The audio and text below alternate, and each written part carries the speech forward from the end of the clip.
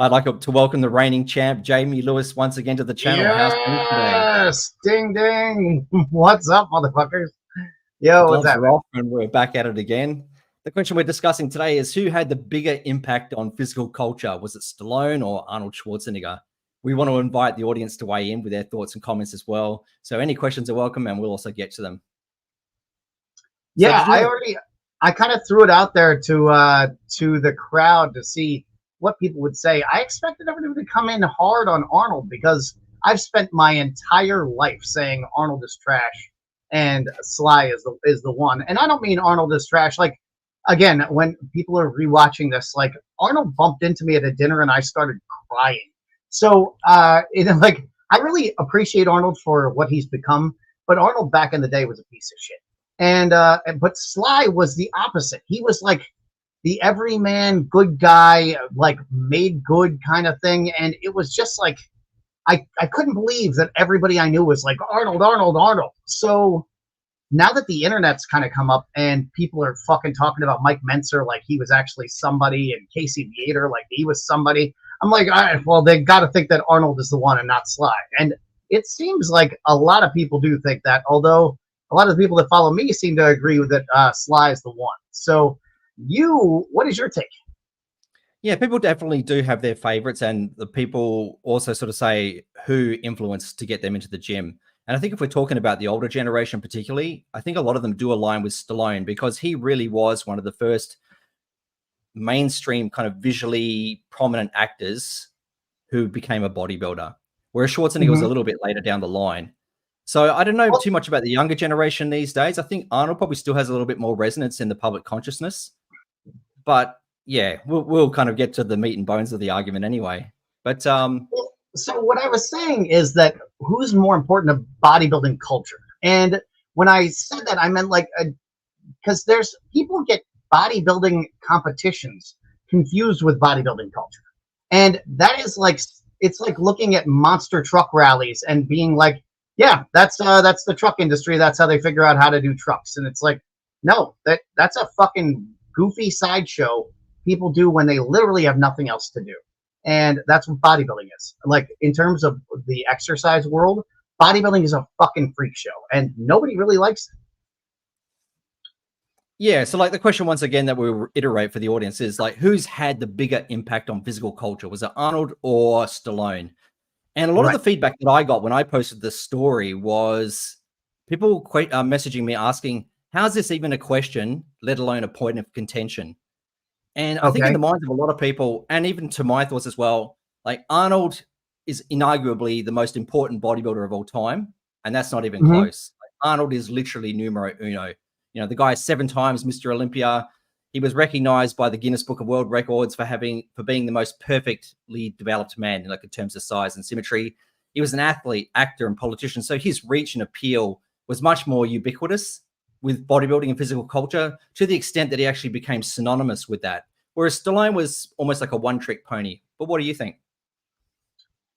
Yeah, that's insane because number one, Stallone is absolutely not a one-trick pony. On top of being nearly as heavy in musculature and more ripped than Arnold on screen.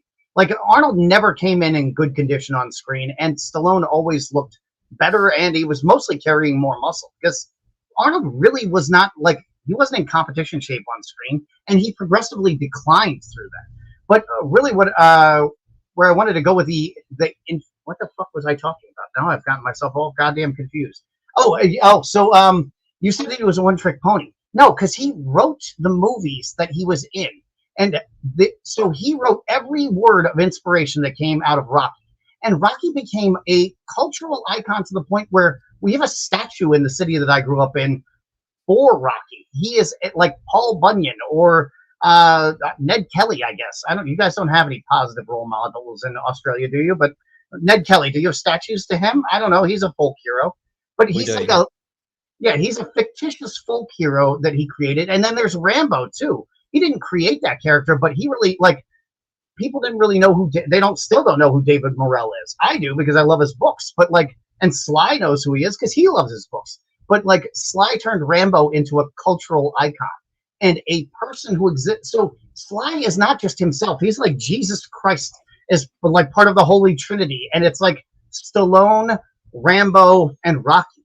Like you don't have, I mean, you got Arnold with the Terminator, but he didn't write the Terminator. He didn't create that character. He didn't write the dialogue, and he was a fucking bad guy to begin with. So like he wasn't an inspirational character in the same way that Rocky like got people. He was the everyman who got people to start exercising. And I see Richard saying Arnold, I think, caused Stallone to get jacked.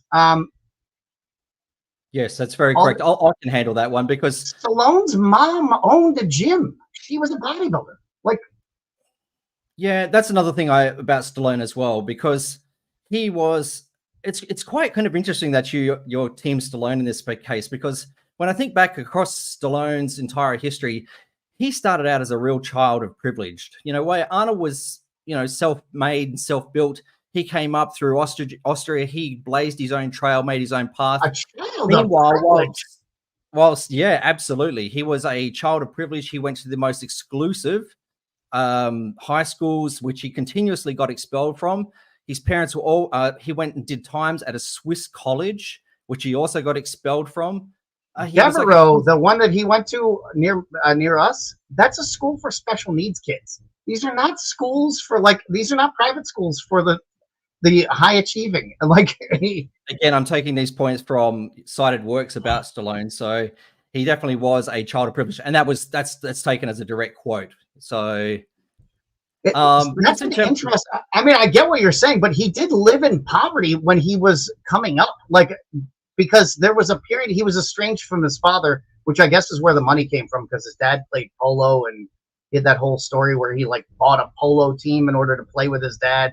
It turned into a fucking nightmare because his dad's a real piece of shit. But have you heard that story? So I do know it. Like, if you play polo, you got to have money, right? Of course, that's it. You know, so he definitely wasn't lacking when it came to money, and he had all the opportunities presented to him, whereas Arnold had to fight and work his way up. But Stallone's whole fame, and I don't know how much of his poverty was basically him revising his own history to make himself a little bit more equal to the common man. Because this book also was saying that Stallone was a lot more sophisticated than what he made out to be. But as Arnold said to Stallone about Stallone to the media, because Stallone was a big art collector back in the day, and he goes, well, you can put a fucking Rodin in your living room, but that doesn't make you an art historian.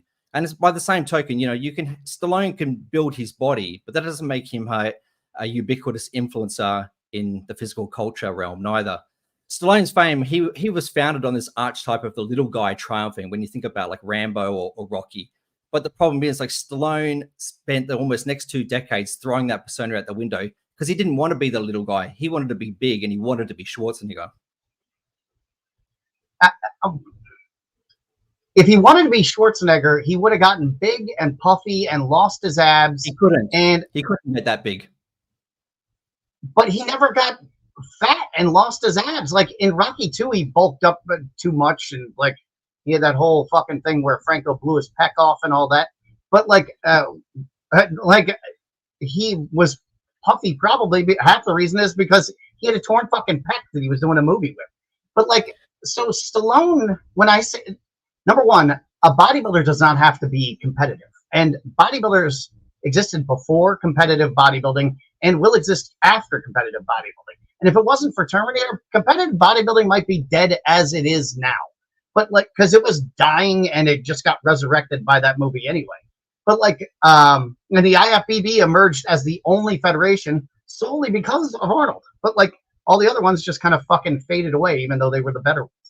And but Stallone was consistently throughout his movies, every fucking movie, he iterated on himself. He did exactly what bodybuilding is, which is training for aesthetics to change your own aesthetic and make it reflect a certain image that you have of yourself. And that's what he kept doing over and over and over again. Arnold never did that. He just got bigger and then basically just petered off into nothingness. Whereas Stallone, up until the age of 62, he was fucking constantly reinventing himself, and then he got a horrible injury and had to stop. The funny thing about Stallone is that the bigger that he came in his movies, the worse the movies got. And the reason why I say Stallone was a follower and not a leader, because he What no was the more cocaine influence. years though? So I think I mean, you could really blame cocaine there. That was like Cobra, 86, 88. Like, his co-star from Cobra, the bad guy, said that was the worst acting experience he's ever had. And he was really excited to work with Stallone, but like, he was just out of his mind on cocaine at all times. Just like Van Damme went on to do.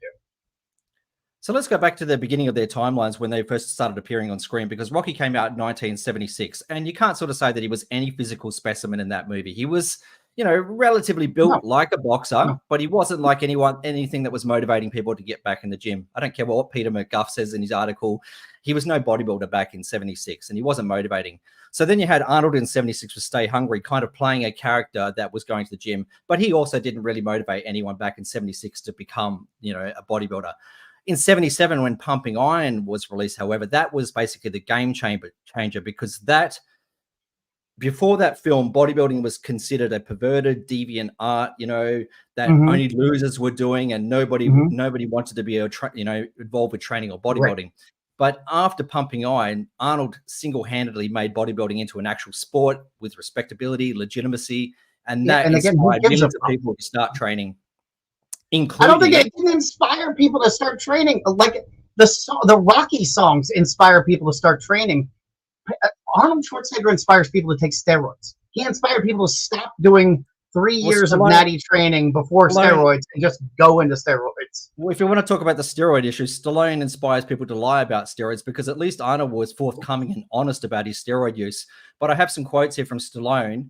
When asked about steroids, he said, when I was making Rambo 3, I took an amino acid that's nearly as strong as steroids. It's about 15 times more powerful than the amino acid, but it doesn't give you any of that roid rage or the anger that comes with steroids. That's what everybody was saying in that period, because that's when androstenedione and shit was like, there were all kinds of. Well, this is in 1987, and Android hadn't been released yet. Okay. All steroids do is make you a cumbersome ape-like goon. Now, Stallone was the biggest steroid taker alongside everybody and anybody. He's been busted for growth hormone. He's also that was an absurd, like, what the fuck was that? He was flying with a jet just full of steroids. Which I just growth hormone, but he was like, imagine why did he have that much steroids with him? It makes no sense. Like, he had enough shit to like have everybody on a crew of a movie on gear for a year. Maybe it was for the Expendables, because it was in the early 2000s, wasn't it? I know it was, it was, and that's when Bill Phillips was touting Stallone as being a natural as well in all his magazines, and it completely wasn't. I've touted like Arnold has been a really huge liar in the past, but he has nothing on Stallone's lies. Like, this is some more bullshit from Stallone's book. The only one that he's written on fitness. Every single video of him that ever gotten taken, basically, of all the bodybuilding competitions, everybody's like, how come we don't have any video from any of these competitions? Didn't they have video cameras? There's no video of Zane or any of these people, and it's like, nope. There's all the videos like about Arnold's competitions. The only one that he owns and has kept away from the public is the 1980 Mr. Olympia. He's completely disavowed that competition in total. I think there were more that wasn't there more than that. They're all out. Like, I've got practically a lot of the footage of Arnold competing in those shows. And then speaking of bodybuilding shows as well, like Stallone, if he had, he wanted to be a bodybuilder because Arnold put Gold's Gym on the map. And where did Stallone want to train? He trained at Gold's because he wanted to go to the source of who was the most popular in bodybuilding at the time. Along with every other actor at the day, they all went to Gold's. Arnold put Gold's on the map. That's not the case. Not every actor went there. No, because a bunch of actors went to Bruce Connor's gym because Bruce Connor's gym allowed women there, and they wanted to be around women. Plus, people used to fuck in the steam room. I'm talking about the 80s, but okay. Who did he seek out at Gold's Gym? It was Franco and Arnold for advice. Franco says that he was his trainer, but I sort of think that's, they probably trained a few times. But this is what I'm saying about Stallone. He always wanted to be the wannabe. Like, he always wanted to be Arnold and Franco, but he never could quite. Like, even that bench pressing competition where he blew out his pec, that's because he was trying to keep up with the big dogs, but he could never be that. I mean, I'm not like, he did want to be like considered as like good as Arnold and Franco because he like was around them all the time. I can understand that. He was like, you compete with other people that you're around. But by the same token, like, there was no incentive to compete in bodybuilding then. So why would he, like, people are like, well, if he was going to be a bodybuilder, then why didn't he step on stage? Why the fuck would he have stepped on stage? You get made fun of by everybody and you win nothing. Nothing. And the whole fucking thing is rigged to let certain people win, whoever is going to sell more magazines. So, like, why would you fucking compete in bodybuilding? The whole thing's like you just said, especially in the early 80s, like 1980, that fucking Olympia was a mess. 1981, Olympia was a mess. Like, what would be the incentive for him to compete in bodybuilding? Yeah, he wanted to look good next to Arnold and Franco, but I don't think he was like seeking the legitimacy that you. I just don't see it. They were the feeling they were seeking the legitimacy, but he was playing Arnold's yesterday game. The thing with Arnold was once he got into the movies, Arnold had enough ego to let the physique go. He had enough physique to pull off the roles, the physicality that he needed for the roles, but he relied on the one thing that Stallone also didn't have, and that was charisma and star talent. Stallone was a good actor, a better actor than Arnold, but he just didn't have the charisma to put, or the comedic chops to pull off the same kind of wink and a smile self-awareness that Arnold did. All right. You've just, so I was totally incorrect about the footage thing. I will give you that. I was wrong about that. But to suggest that Arnold could act and that he was a better actor than Stallone is insane. And if you're going to continue, he was a better actor. Are you going to continue and assert that? He's a better comedic actor. And are you going to then assert that his films are better because now we're just going? This is veering off. Well, that's a subjective thing in terms of his films. I think his films definitely have more enduring power and will go through the ages better than Stallone's.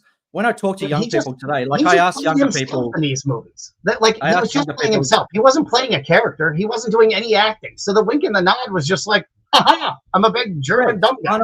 Arnold was definitely playing himself, whereas Stallone had to play, this underdog, which he wasn't really that person. So, but that's what I'm saying, because like Arnold's stuff was more appealing to pop culture, basically. So, think about a Stallone quote. Can you quote anything that he says in any of his films besides Adrian? Every American can quote practically all of Rocky Balboa. It ain't how hard you hit, it's how hard you can get hit. And then get up and keep moving forward. All that shit. Like I live in a city that quotes Rocky every fucking day of their lives. Like every Italian person within 100 miles of where I live lives by a code that is built by Rocky. Rocky is practically a national treasure here. And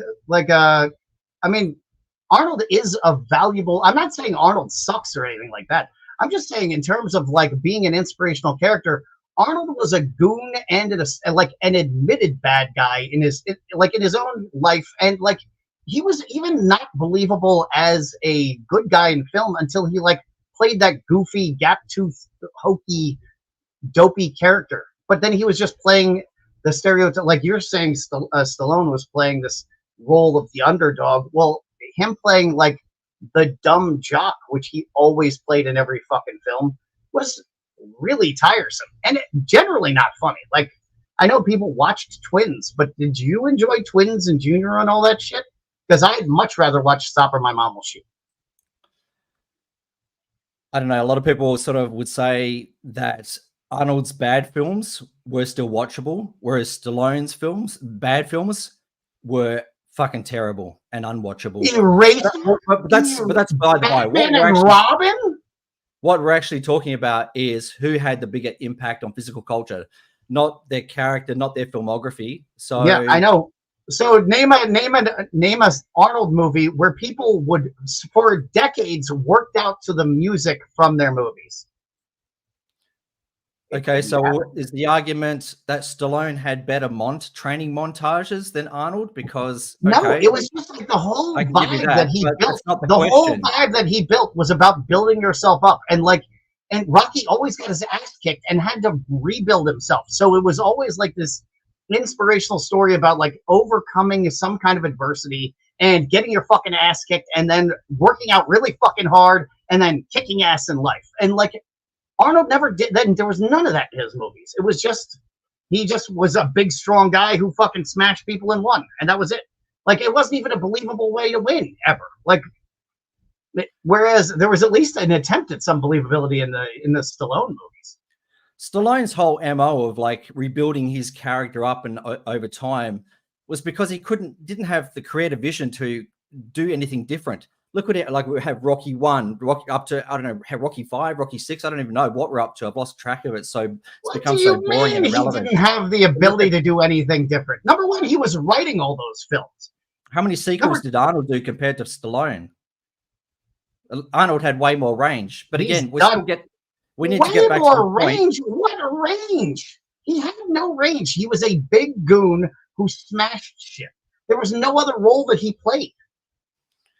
That's it, because when you went to see a movie, you went to see an Arnold movie because Arnold was in it. Arnold was driving it. Arnold was the inspiration, whereas Stallone had to kind of create like more of a creative focus and rely more on his acting skills. But you were still going, like everybody went to Judge Dredd because it was played by Stallone. Everybody went to Cliffhanger because it was Stallone and his big ass biceps hanging off the side of a building. Like Demolition Man is one of the greatest sci-fi films of all time, and like that movie couldn't have been made without it. It was phenomenal. Nobody watched it. What? That's the thing. Stallone again was playing follow the leader. He wanted to have like a sci-fi genre, like equaling the Terminator, but he couldn't pull it off with Judge Dredd. He just didn't have the box office numbers, and that's not even debatable. Demolition Man had the box office numbers. We're still getting away from the topic because they had very, very similar box office numbers. Like the argument isn't box office numbers or movie popularity or best montages. The argument is who had the bigger impact. Was it on physical culture and bodybuilding? Was it Stallone or Schwarzenegger? Well, we can credit Schwarzenegger with giving every mouth-breathing idiot the ability to misquote Genghis Khan with their bad fucking Conan bullshit. And what a great way to drive women off in a bar than a bunch of like chubby, muscular men yelling Conan quotes. Yeah, that's a good way. So let's look outside the movies for who had more resonance with the mainstream. Was it Stallone? Yasmin is right. The opening of Conan is the only way. Cool Arnold training scene. So let's look outside of the movies for who had more resonance with the mainstream, like in terms of fitness influence, like fitness advocacy, political influence, for example. Arnold had, here's an interesting story for you. So in the 80s, Ronald Reagan was a Stallone backer. Every quote was about, I'm Rambo and I'm going in to kick ass and all that other bullshit. But then when George Bush took over from Reagan, he wanted someone to head up the White House Council on Physical Fitness and Sports. You had Stallone operating in the background, wanting that position. And who got it? It was Arnold, because Arnold was the more resonant face for fitness at the time. But another thing about Stallone, this is how underhanded he was. He sent the White House, the video of Arnold smoking a joint and was saying that Arnold was on steroids and everything. Really? When he was doing exactly the same thing. All right, well, then they both suck. Yeah, you know what? Fuck them both then. Fuck them both. I still prefer the Rocky movies, but I still prefer Stallone. But if they're both doing that stupid shit, then fuck them both. We can move on. Let's talk about some other people. I hate that shit. If you're good, then be good. You don't have to try to make other people look bad so you can be better. Just be better. Don't try. It's just so fucking sad and pathetic. Fucking gross. Arnold is better public speaker. I thought I'd leave you with one more quote. I thought I'd leave you with one more quote about Stallone, your hero there. So this is a quote directly from his book. I'm not trying to suck the guy's dick. I just say that he inspired me way more than Arnold ever did. Okay, so you know how you're a big favorite, big proponent of volume and hard training. This is a direct quote from the one book that Stallone released on fitness, as opposed to Arnold's, compendium of fitness books. But anyway, he says write them, but Joe Weider wrote those. He didn't write them, but it still had people write them. Yeah, and if you want to get on the topic of books and magazine covers, I think Schwarzenegger's been on more fitness covers than Stallone. Oh yeah, I think Mike O'Hearn has been on more maybe than Schwarzenegger now, but no, definitely not. No, I think he might have now. I think Mike O'Hearn might have, but Jesus, he's looking fucking weird now. The whole thing. the whole fitness industry went fucking crazy in the last year. Like Callan Von Moger went crazy. Fucking Michael Hearn looks like a wreck. Like Steffi Cohen went fucking crazy. This is a wild ass. It's a wild year. It's a wild year, but still. But in regards to Stallone's crazy training that we admired him for during his Rocky years, you know, all that hard work that he did, all that suffering that he put himself through. This was his quote from his book, Sly Moves, which sums up all that hard training that he did. I was lost in the bodybuilding dark ages. I turned to archaic training methods like hanging from an old-fashioned wall rack while kicking my legs above my head, or I'd suspend myself upside down with weights in my hands and jackknife my body straight back up. Again, this is far too extreme, and at the time, I didn't know any better. After thousands of years of a man doing a carnivalesque array of exercises, some even life-threatening, modern fitness experts have finally figured it out, measuring just how to get the most by doing the least. Overtraining wasted thousands of hours of my life. Thank you, Stallone. Hey, you know, I was wrong back in the day about training too. So, I mean, I don't fucking know. I don't know what to tell you. I haven't read all these books. Obviously, I just watched the movies over and over and over, and they inspired me to work out. I never really cared to like delve into the man's personal life because honestly, people didn't do that shit until recently. I mean, people have really gotten into the minutia of everybody's personal lives and everything they've ever said. But Rocky and the Terminator are their most iconic characters. Yeah, I would. Yeah, I mean, people would say Rambo's up there too. But here, why don't we get into some of these comments while we're because everybody's in here. Yeah, so I don't know. We can kind of flick through them. So Arnold had more charisma than Stallone. Last Action Hero is the greatest action films of all time. The Rocky montage has got more people into working out more than anything that Arnold did. Okay, that's debatable. So many have worked out. Have you got some facts for that? Like yes or AD? Like that wrong? You know, this is the thing about personal opinions. They don't trump facts. And the fact is, Arnold got way more people working out. You might be talking about a niche of people from a particular genre or era. Do you not exercise when you when you see a training montage? Do you not start exercising? I literally cannot physically control myself. It drives my wife fucking crazy. If I'm like trying not to, I'll just sit there and flex in my chair. I have a problem. But like training montage is just Arnold has one training montage, and it's in a movie nobody's seen except for me, which was great. It's called Sabotage with Joe Manganiello. It's a great movie. But yeah, that's his only training montage, I think. Yeah, no, I get your point about like Stallone wanting to promote training more on film. I don't doubt that. But and if it wasn't for Rocky, we wouldn't have training montages in film. Like he created that. He gave us all of these fight movies with training montages that pump you up. So it isn't just that movie that he gave us, or the 5 movies, or 7 movies, or the 15 movies, whatever it is, because there's the Creed movies too, and there's Grudge Match where it was Rocky versus Raging Bull. So he's had like 25 Rocky movies. I'll give you that. But that's what I'm saying. Stallone was playing a game that Arnold had already put aside and was looking to do bigger and better things. But peripherally, at least in the mainstream, Arnold was promoting fitness and training and bodybuilding more than Stallone. Stallone's passion project was himself, basically, at the end of the day when it comes to training. He was just interested in building himself up and not really promoting fitness to the mainstream. Whereas, like, you have Arnold. But that's what inspired people. Yeah, but different things inspire different people for different reasons. But we can't say that he was more ubiquitous and more synonymous with physical culture than Arnold.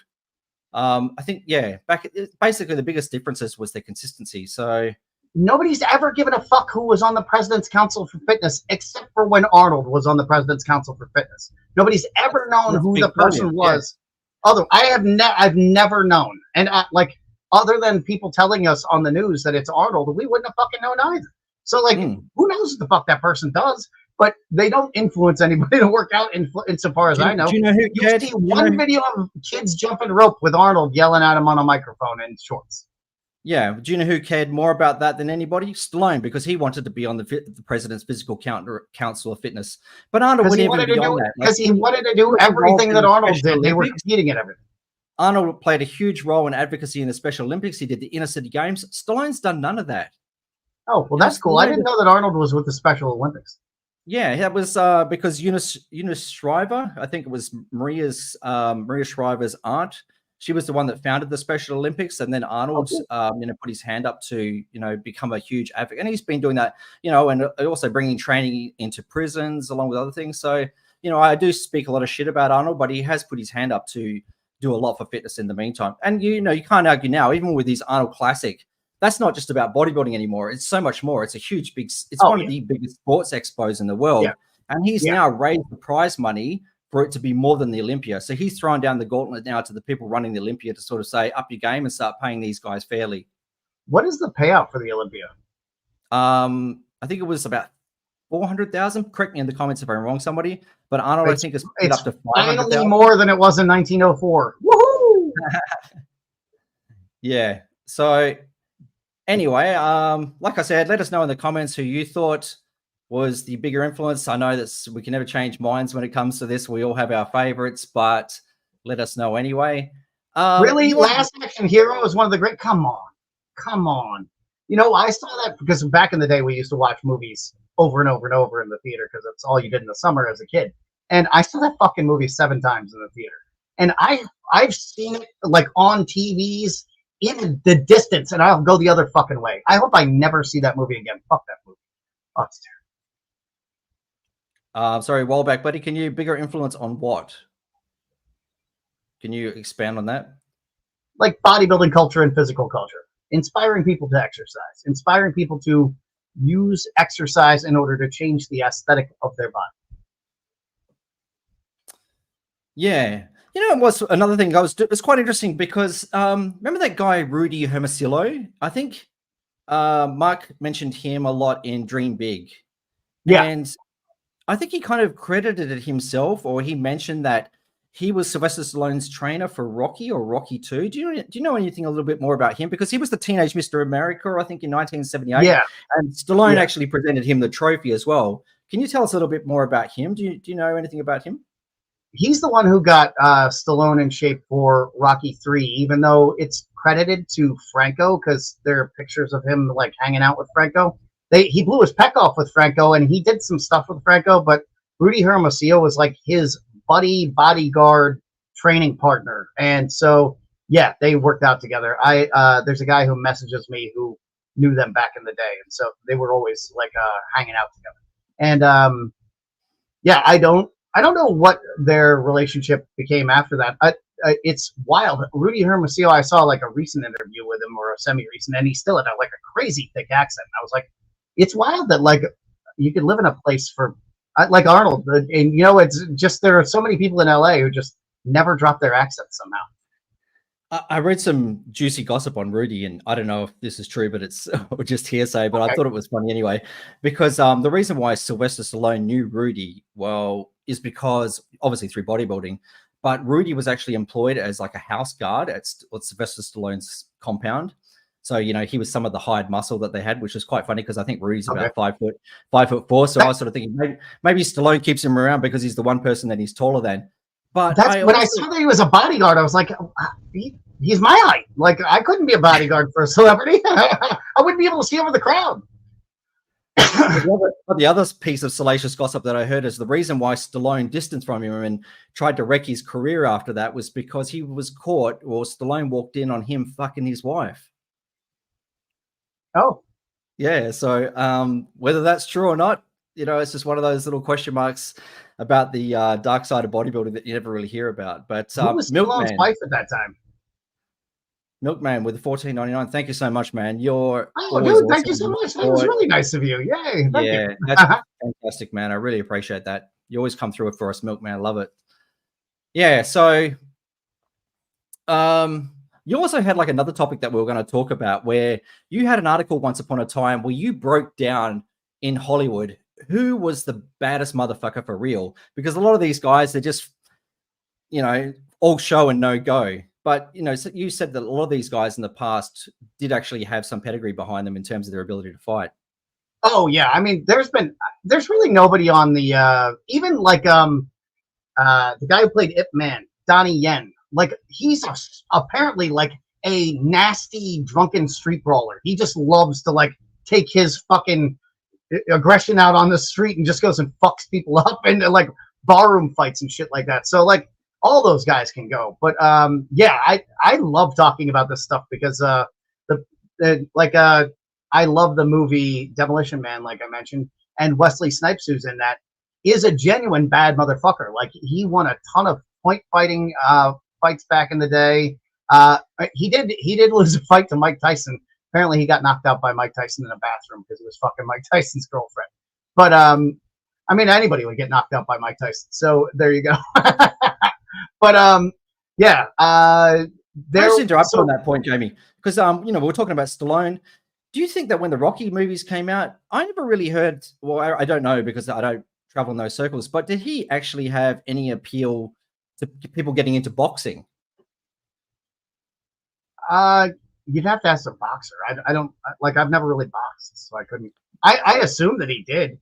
So like Rocky, the reason why he wasn't really buff at first was because there's a guy who is from around here who was a boxer. His name's Chuck Wepner, and he was just kind of like this goon, this Italian goon who went like 10 rounds with Ali, and I think he might have gone the distance with Ali. And so like he was inspired from that, but this guy like wasn't really buff. He just kind of looked like a burly worker man. So that's why I think his look was like that. But I don't know about the boxing. Maybe who fucking knows? Did you think if it was going to influence anybody to get into something physical, it would be boxing? But you know, obviously, I don't know that. Not really traveling in those circles. He had a fucking he's had amazing boxers in his films, so I would think so. I mean, Tommy Morrison, who was in Rocky V, his career was cut short by AIDS, and he was a fucking maniac. But that guy was genuinely it would have been amazing to see him fight Tyson because he was a monster back in the day. So I feel like there was a lot of validation that came from the boxing community with the Rocky films and the Creed films. So probably. Yeah. Was there any other people from that Fustigation Fury series that you wrote about that kind of stood out to you as, you know, like we were like talking about the topic of people that could actually fight and be on film? Were there any other names besides like those two that you mentioned? Yeah, obviously Dolph Lundgren. I mean, like when I first saw Rocky IV, I was like, I mean, the man was so pretty. It was like, how can he be so violent and so pretty at the same time? Like Arnold never looked that fucking good. I mean, you can see when he's in Masters of the Universe, he's like 250 pounds shredded, and I think he would have beaten Arnold in a bodybuilding competition. So like Dolph's amazing, and he was a Kyokushin champ in Europe. So with Kyokushin, are you familiar with that? Yeah, super hard style of karate. They don't use gloves, so they don't punch the face, but it's all like body conditioning, and that's why he stopped Stallone's heart. I think put him in the hospital for a couple of days when they were filming Rocky IV because he punched him in the chest so hard. So that dude was a vicious beast, and he could fuck you up for real. And he was a legitimate intellectual as well, wasn't he? He was very intelligent. I think he went to some university in Australia there for a while and was working security, but he had a massive brain on him too. And he was admitted to MIT, like our best engineering school in the United States. So yeah, Kyokushin is a lot of fun to watch. Yeah, there's he looked so fucking good in Masters of the Universe. Even that goofy ass haircut looks amazing. Why do you think his career never really took off though? Because he was just as appealing as, you know, any of the other guys that were on screen. Do you think maybe he just liked the personality, or that to develop that kind of star power? Or, you know, obviously Arnold had charisma in spades. Stallone, you know, wasn't too bad, but yeah, with Lundgren, it was always a bit of a I think that where Arnold and Sly were really like trying to build their careers at first, like Arnold had his car ring, and then he had his car theft ring, and then he had his real estate shit going on, and like, so he always had a bunch of business going on and shit like that. When Dolph made it big, he married Grace Jones, or he was dating Grace Jones, and they just did nothing but cocaine. Like they just fucked and did cocaine. I don't even know how he lived through it, because Grace Jones is terrifying. And apparently they did all of the cocaine in the world. So like he was partying. I don't think he really cared. He just did enough movies to like keep himself, you know, from starving while he was doing coke. I would have liked to have been a fly on the wall during that relationship situation. I wonder if the fights would have been epic, because Grace Jones, she doesn't back down. She was apparently a lunatic on Conan the Destroyer set. Arnold said that he was legitimately scared every time that she arced up. So, oh really?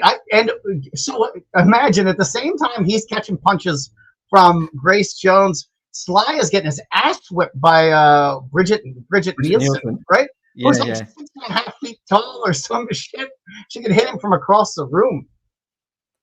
Yeah, it's really funny because I mentioned the story before about Bridget and Arnold, because she was, those two were basically a match made in Aryan heaven, weren't they? When you looked at the two, there would have been nobody more. There would have been no more body more suited for a Nazi propaganda poster than Arnold and Bridget Nielsen. Yeah, because but she had a legitimate crush on Arnold, and they obviously fucked on the set of Red Sonja when they were making that, even though he was dating Maria Shriver. Arnold took Bridget Nielsen back to meet his mum in Austria, and she has a few juicy stories about that in her own autobiography, particularly in relation to dad and the Nazi stories. But Arnold had to quickly palm Bridget off because he was dating Maria, and Arnold could see the bigger picture of where he wanted his political aspirations to go. So Bridget was like the thorn in the side. So he palmed her off to the next best thing, and that was Sylvester Stallone. And she didn't respect Stallone as much as she did Arnold, and she made Stallone's life a living fucking hell. So Arnold was kind of like laughing that he had offloaded this, torturous woman onto somebody else, so to speak. He offloaded Bridget Fonda onto Stallone and then gave him fucking "Stop or my mom will shoot." Oof, that's brutal. That's brutal. There was a couple of other names I also wanted to mention as well that were legitimate fighters. How about Van Damme? Because I don't know, was his story as a fighter a bit convoluted and self-invented, or was he a legitimate badass? With 1980s karate, it's fucking hard to tell what's true and what isn't. But everybody was doing point fighting back then, and apparently he was a pretty good point fighter. He did once get his ass whipped by Chuck Zito. But really, when I added these two in here, it was really more from like going off the riff of the original theme, which was who inspired people to physical fitness and things like that. And I had Bruce Lee's books long before I had Arnold's books. Like I was doing Bruce Lee's. Yeah, there you go. Van Damme was a kickboxing champion. Oh, okay, there you go. So sorry, if I was just going to interrupt there for a sec, Jamie. I was going to say, if there was anybody in terms of say training montages or physiques that I really wanted to look like back in the 90s, it would have been Van Damme's, because he's a similar height to me and you. He had a very attainable yet really muscular body that looked fantastic in clothes. And he was a competitive bodybuilder before he got into acting.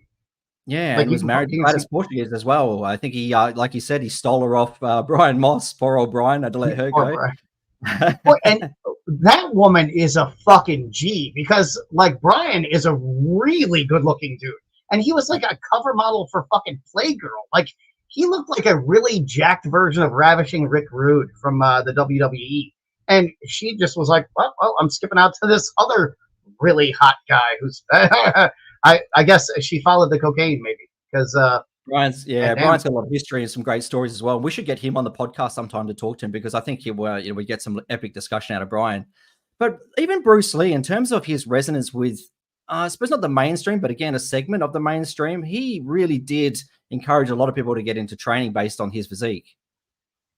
In the U.S., Bruce Lee had a massive impact that extended well beyond, it wasn't the white community that he impacted so much as the black community and the Asian community. The black community loved him, and they became the kung fu movies were popular anyway. But then there became this whole group of badass black fighters that came out of the United States and got in the movies, Ron Van Cleef. He ended up fighting Hoist Gracie in UFC with a broken foot and still went 5 minutes against Hoist Gracie. But he was a 50-year-old man or 54 years old, jacked as fucking in there, and he was inspired by Bruce Lee. So it was there's a whole subculture that was inspired by Bruce Lee, up to Michael Jai White now, who makes all these movies that have great fighting montages in them. And he's definitely, he's one of the best fighters on planet Earth, if not the best fighter.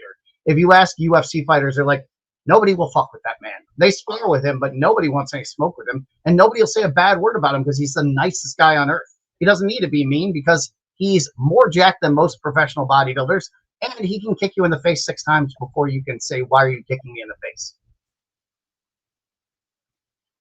Yes, it's interesting because a lot of bodybuilders, professional bodybuilders, also quoted Bruce Lee as being their inspiration for getting into training. Dorian Yates was one of them, and so was Flex Wheeler. So it was obviously, again, I think that kind of generation. I wonder, like, who the appealing kind of motivator is for the current generation of, you know, kids getting into bodybuilding. I suppose they don't really look to any of these stars that we once looked to, or these icons. They look to more of these quote unquote relatable, authentic types from TikTok and Instagram. But you don't have the kids. You don't have the Baki kids in your gym, because holy shit, there are some bad motherfuckers in every gym around here wearing fucking like those like ninja pants. And they do, because Baki does these crazy like one thumb, or like, well, obviously you only have one thumb on each hand, but he's just using his thumbs and he does a lever. I saw a dude go from a fucking thumb lever into a handstand on his thumbs, inspired by Baki. So like anime has inspired people to do shit that I didn't even know was physically possible. That's the thing. I missed the whole anime phenomenon when it came out. So when people talk about Dragon Ball Z and all this, and I've got no point of reference because I missed it. I never followed any of that. Yeah, it's just never appealed to me. But they get all that. So they have training montages in there, and like it's a real big thing with like One Punch Man and stuff like that. I'm not an anime guy, but I love it for the fact that it gets people pumped up about working out, and like it gets a lot of like people on the spectrum like me who are like, yeah, fuck yeah, I can go kick some ass too. So yeah, it's really funny because bodybuilding in general really still hasn't taken off in Japan. I know there's always just like, you know, a few renegades that take it up, but it's quite anathema to the Japanese. More, you know, less so than the Koreans and say even the Chinese that embrace it a lot. But the Japanese, yeah, even with the anime as being as popular and indulgent in bodybuilding as what it is, yeah, it just doesn't have that appeal. They had, so at the very beginning of physical culture in Japan, it was really like a combination of arm wrestling, and they have their own kind of arm wrestling called arm sumo, where you don't have to keep your elbow in the same place, so it prevents arm breaks. So it was that combined with wrestling and martial arts and lifting all combined together. And so they were producing these like hybrid athletes. And I posted one of the bodybuilders that they made a couple of weeks ago, this guy Mitsuo Endo.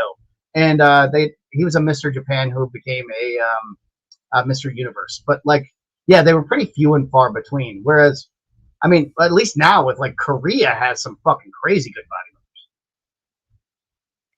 Yeah, absolutely. If anybody has any questions that they want answered as well from Jamie, please throw them in the comments as well, because Hidetada Yamashiga, or what his name? Hidetada Yamashiga, yeah, that's it. He's got a great build, that guy.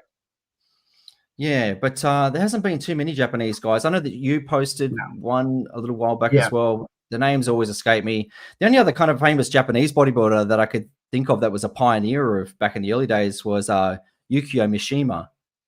But and I think he was an arm wrestler. He was that gay Japanese artist, director, actor, but he incorporated bodybuilding as well as his thing back in the day.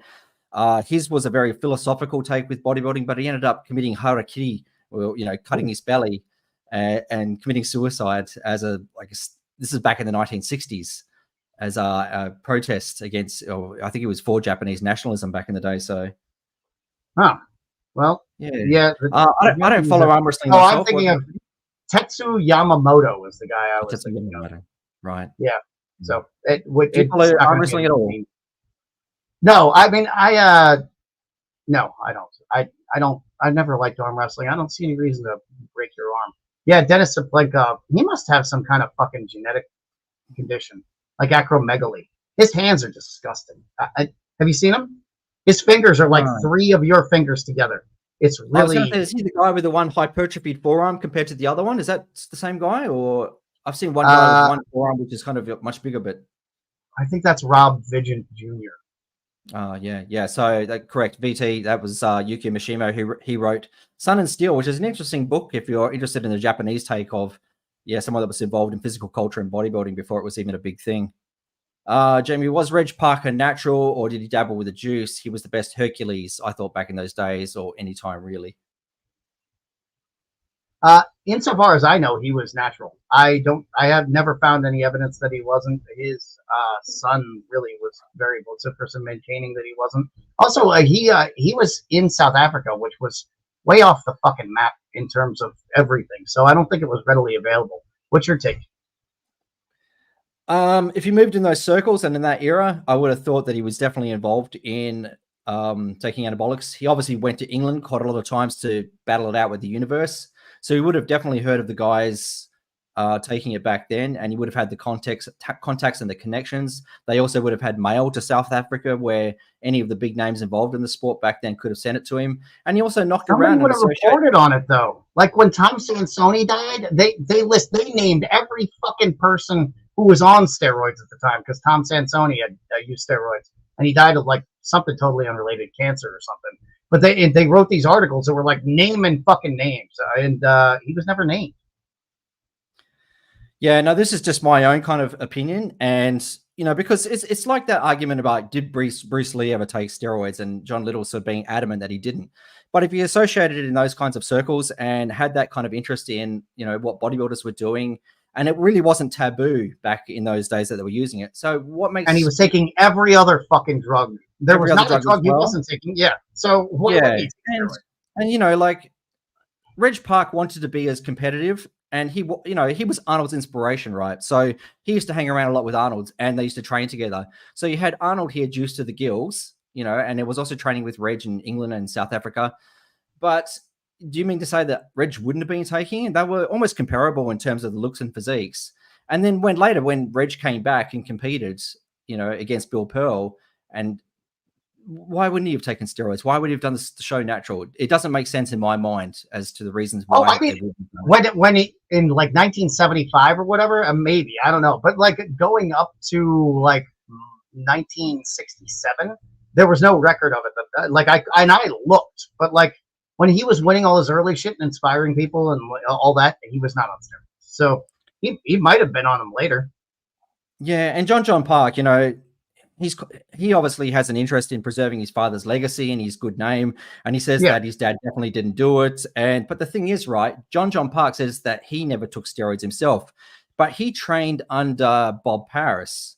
I know that Bob Paris was a bit of an anti-drug advocate, but he still took steroids. And the thing is, John Park, if he was legitimately natural or if he was taking steroids regardless, he still didn't even have even half the physique of his father. So if he was training natural and Reg was training natural, why were they so different in their ultimate end result? And because he wasn't training like his dad or eating. He was training like his dad, though. That's the thing, and he was, basically training with Bob Paris, one of the best bodybuilders in the world. So he had all the best. Clearly, he wasn't doing something that his dad did because his dad managed to build a physique he couldn't. Who knows what it was? Maybe John even had the pedigree and also the genetics because he was an Olympic swimmer or something like that. So he definitely had, enough of the raw material to build something with, but he couldn't even look half as good as his dad did. Yeah, I don't know. People say Joseph Baina looks as good as Arnold, and I don't think he does, but that's because this shit about genetics make you into a fucking bodybuilder doesn't make any sense. So we need to get a geneticist on here to explain. Yeah, I was going to say we should revisit the topic on genetics sometimes because I think it's one of those. I've reached out to a couple of geneticists on Instagram. Nobody even wants to have the slightest thing to do with this conversation because it offends them with its stupidity. So I'm still working on it, but I'll get there. Yeah, that's it. It's hard enough to get any guests on it these days, but yeah, we'll definitely have to reach out to. Well, no, it's like trying to get Neil deGrasse Tyson to try to explain fucking physics to whatever that idiot's name was on Joe Rogan. Like, he's just wasting his time, and it would be like a geneticist trying to, like, all right, you guys slept through every fucking science class you ever had, so now I have to explain everything to you, and that's just not, I can't get anybody to do that yet, but I will. I'll have somebody come on with blocks or something, and we'll explain it. We'll start at Science 1. Yeah, Brian Moss is a definite that we'd love to get on the podcast as well. We've got a few other names in mind, but if you've got any names in the audience that you think that Jamie and I should get on to discuss things with, please let us know, because we're always looking for new names, and Green it's good if we can Ranger kind of mix Kyle? it up as well. But I really love this Down syndrome bodybuilder Green Ranger Kyle. I think about him and his Chippendales physique every time someone uses the genes excuse.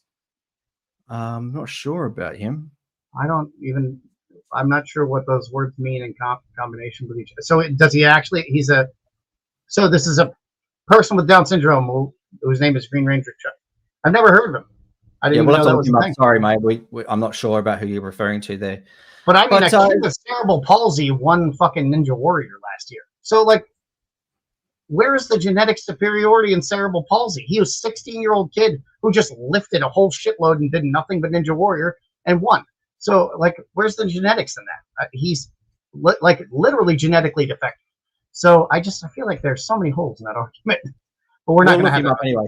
Thanks, Joshua. But just in terms of the genetics, before we wrap up the show for today, in terms of success in bodybuilding, like professional bodybuilding, on stage bodybuilding, do you think genetics has a component for winning competitions, or do you think that's irrelevant as well? It's just whoever trains the hardest and puts. I think it's whoever trains the hardest. Well, I mean, it's when you're talking about bodybuilding competitions, because they're so subjective. But what builds a winning physique, I think, is hard work, and it's the bulk of your hard work. It's not just like this little pulse of hard work that you do for a short period of time. It's like not the pop quiz, but the whole test. So. Yeah, because when I think of like bodybuilders on stage that are competing, obviously it comes down to the structure they have, and you can't change the structure. So if you've got narrow clavicles and wide hips, you're going to be at an immediate disadvantage, and that's a genetic advantage, correct? No, because the point of bodybuilding, and this was a point that Reg Park made, is about creating the illusion of mass when there is none, and creating an aesthetic that like best showcases your body. So it's pretty hard. It's pretty hard though to hide that illusion or create that illusion when you're on stage under the lights, being compared with people with better structures and better genetic capacity, like in terms of the flow. That is only because every single fucking person on the planet does the same exact exercises and the same sets and reps, and everybody does the same shit, so they get the same fucking physique. Like nobody's doing anything to differentiate themselves. Nobody's coming in with a Danny Padilla physique versus a Wilf Sylvester Stallone physique, where like one guy had a 29-inch waist, the other one had a 27-inch waist. One guy has 19-inch arms, the other guy has 18-inch arms. And you're looking back and forth like, well, shit, like, all right, well, his back is narrow, his back is wide. And you're like, but they have totally different looks. And now it's just like an ugly lump of shit. Nick Walker just waddles out there and heaves his fucking 40-inch gut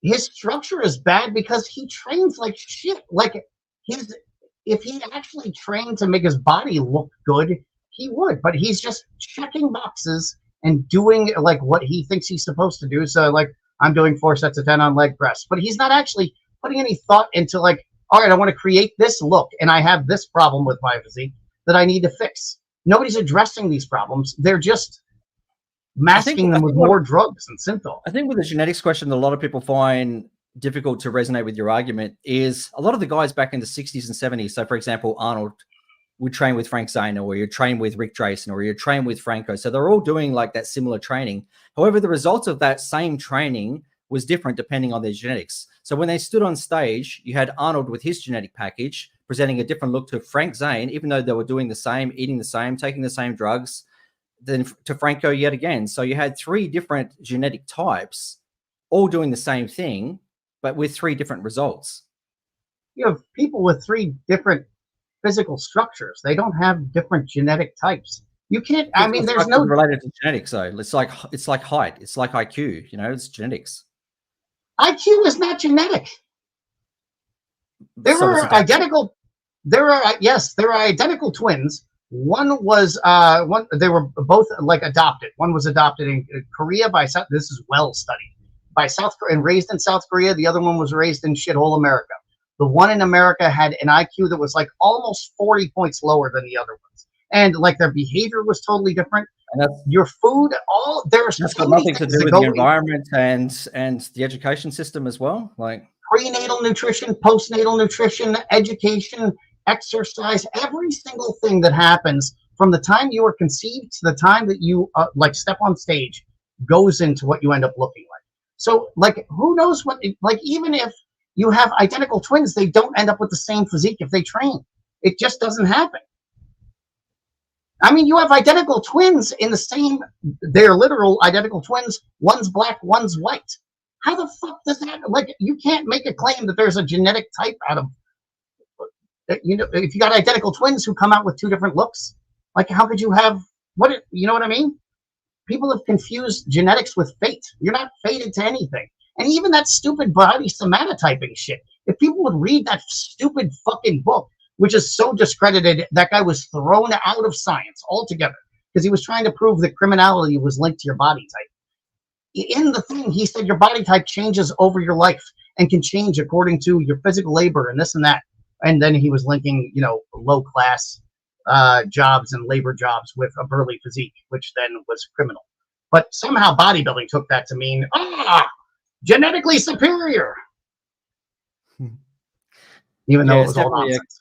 It's definitely a contentious and interesting issue, and I think we will discuss it further if we can get somebody even to come on and you know, with a little bit more, say, knowledge about genetics. You know, if somebody has a name that they could throw it out there.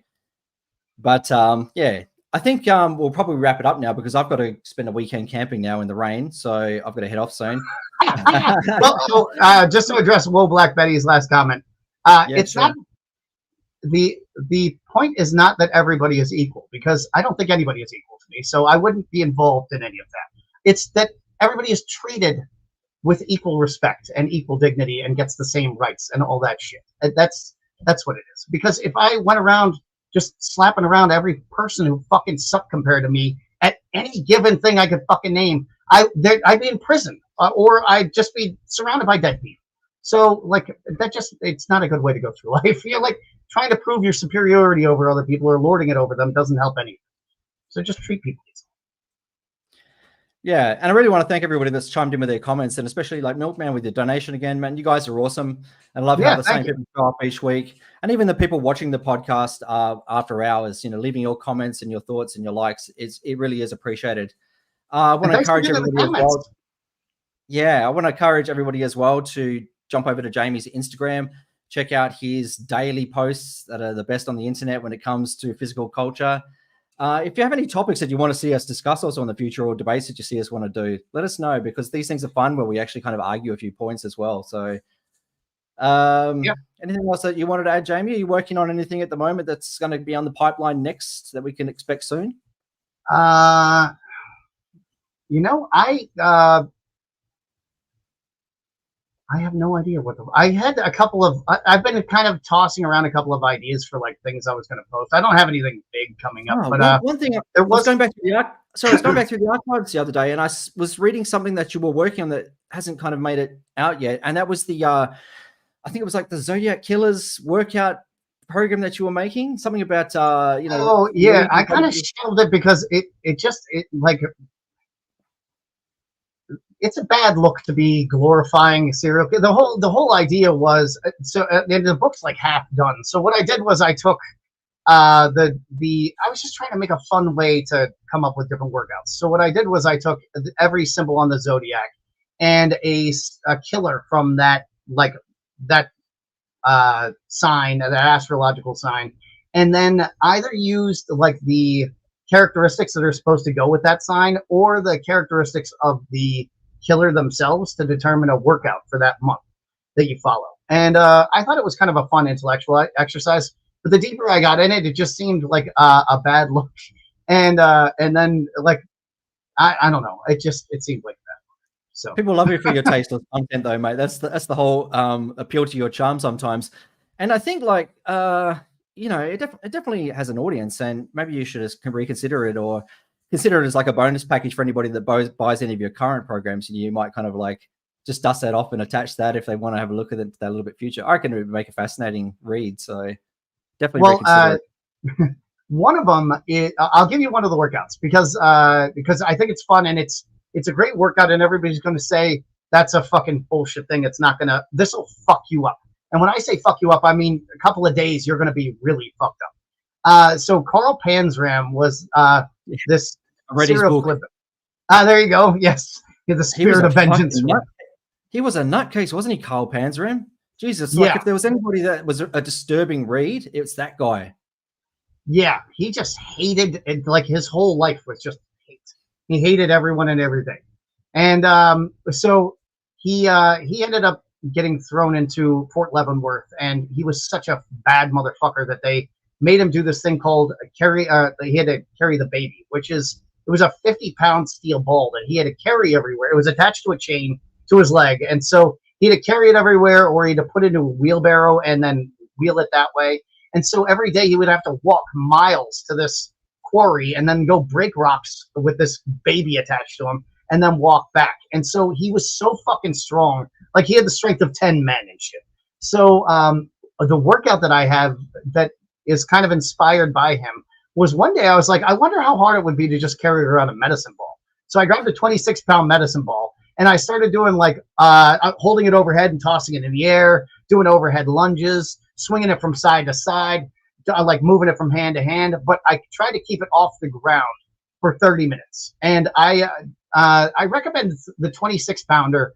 You go for 15 minutes. If you go with something like a 16-pounder, that's a good 30-minute one. But holy shit, carrying a 50-pound fucking steel ball for 2 or 6 miles, whatever it was, would definitely make any person as jacked as they could possibly be. So if you ever want to just go have fun in the gym, go grab a medicine ball and just fucking play with it. Like treat it like a balloon, like when you were a kid and you just popped it up in the air. It's great for your shoulders and your forearms, your triceps, everything. It's awesome. It's a lot of fun. So go carry the baby. Yeah, and I definitely encourage anybody that's also looking for coaching to check out Jamie's consultation service, because as we spoke about it before, sometimes, you know, getting the immediate answers where you can talk through all your problems, do some form checks, etc., is a great opportunity. And Jamie is available for consultations. So hit him up on his Instagram in the DMs for that. Is there anything else you'd like to promote before you go? Everybody starts squatting with a close stance. And I mean, like knees touching together, close stance. And the reason for this is, if you look at like Nick Walker, for instance, everybody, all the bodybuilders now have this huge, what is that, your medial hamstring or whatever. It's just like, that's the bulk of their leg. Their teardrop sucks and they have a huge outer sweep. It looks like shit. And if you start to squat with a really close stance with your heels on a plate and force yourself to squat low and maybe do a vacuum at the same time, this is all stuff you work towards, but start doing the close stance, your legs will actually start rotating, the muscles will actually rotate over into their proper place, and your knees will stop hurting. So, and you will be able to get up off the ground without hurting yourself. Burpees will be a thing you can do without like any pain or discomfort. But you really need to start squatting with a close stance. It's really, really important, because my God, these bodybuilders' legs look like shit. They really look bad. And I, for one, can't wait to see that training and video series that you will one day release with my encouragement and relentless hounding for you to do. Yes. So I want to thank relentless you once again. I want to thank you once again for coming on, mate. It was a great debate. I love always speaking with you. And absolutely. Thank you. We'll talk to you again next week. Cheers, mate. And I think you won in the end, right? Fuck them both. Absolutely. All right, guys. Have a great week. Take it easy, guys. Bye.